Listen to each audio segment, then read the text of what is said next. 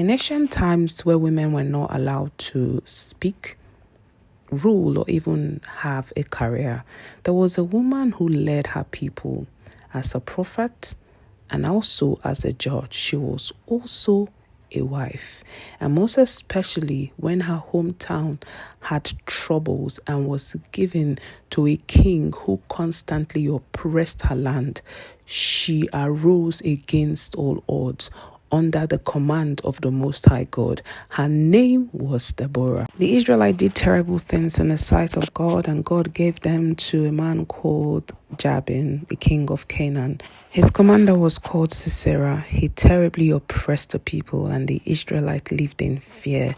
They cried to God for help. Now the word of the Lord came to Deborah, who sat as a judge in Israel and also a prophet.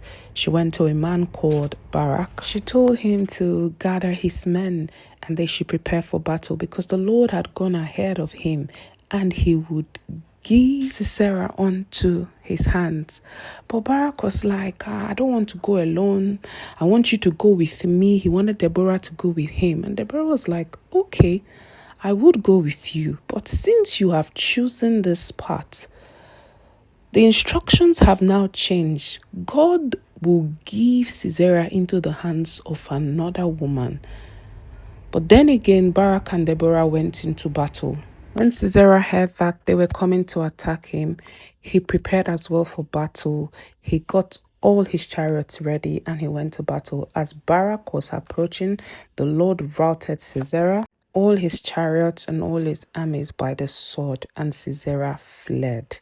But this is where there was a slight change. Now every one of Sisera's army was defeated, but Sisera ran away, meaning the enemy was still alive and they needed to get him.